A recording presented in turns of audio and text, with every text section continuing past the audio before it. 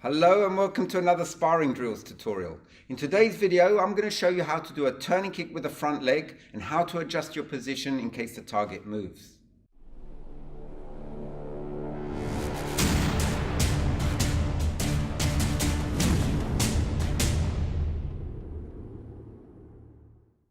In video 12 of this series, I showed you how to do a turning kick with the rear leg. Now the rear leg has more power than the front leg because you're turning your waist, so you can apply more mass to the technique. But the front leg has an advantage of being closer to the target, so you can execute the kick much quicker. So if the opponent's half facing, there's a lot of target areas you can aim for. Like that. But be aware that you can readily block by getting the arms in the way. Okay? In which case, you have to look for these openings. Like that. Now, if they're facing the other way, there's not much target area at all because their arms are in the way. But the floating ribs can be a good target if, say, they extend their arm for a punch. But in either case, whether they're facing half facing this way or the other way, the side of the head will be a good target. Okay? So from here, like that. Okay? Now, to get power in your turning kick, you need to chamber the leg and lean back quickly. There, do that simultaneously. And then the power comes from the fast, sharp extension of the knee. There.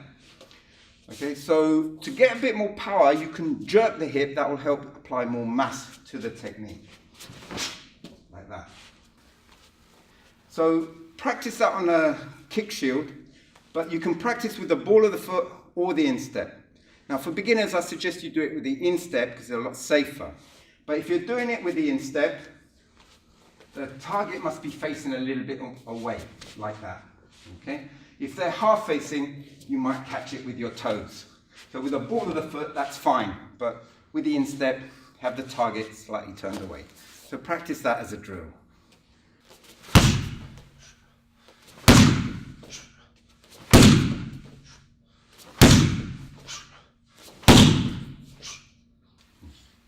If the opponent's completely side-facing or they're slightly displaced, then they're not going to be in the focus of the kick because the focus of the kick is there and I'll have to overextend it. So I would need to rotate the waist a little bit more to focus the kick into the target there.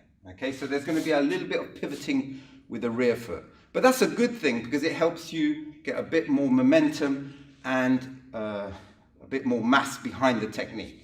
So you do a very short pivot and you do that as you lean back and chamber the leg and then you snap out the kick like that. Okay, so practice that on a kick shield with the target pad being side facing and slightly displaced.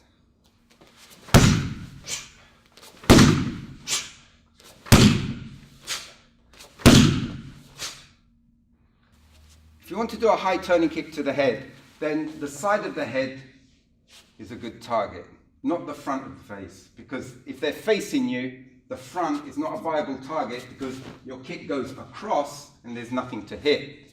So you need to go for the side of the head. Now to kick high, you may need to lean over a bit more. It depends on your flexibility, but the more you lean back, the easier it is to kick high. Now I want you to practice this on a kick shield, but for beginners, just do it to the height that you feel comfortable with.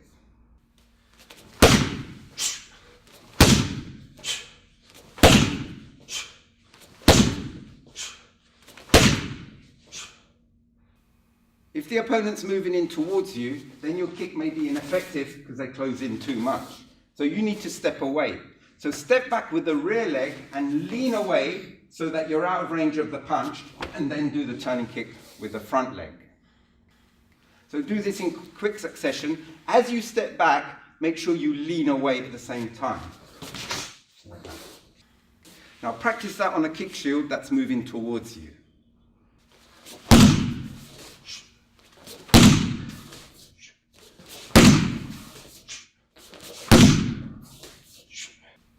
If the opponent's moving away, then your front leg turning kick is going to be out of range. And it's no good to overreach because that will mean that you'll go off balance. So it's better to step in like that. But don't step in too much because you could be vulnerable to a counterattack. It's better to step in short and fast and keep your upper body back and just bring your lower half forward. Okay, so that way when you step in, you're in a tilted position with your leg chambered so you're ready to kick much sooner. Okay, so you lean back and then kick like that. Okay, so practice that on a kick shield moving away from you.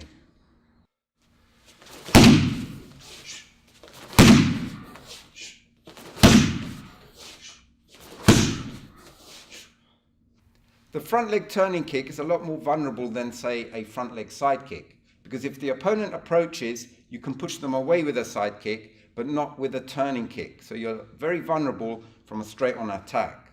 But if you want to be good at sparring, you have to build a large repertoire of techniques. So front leg turning kick is still useful in some cases, so it's worth practicing. Now, I hope you liked the content of my video. If you did, click a like and subscribe if you haven't done so already. Now, in the next video, I'll show you how to deal with a front leg turning kick, and it will be more for advanced students.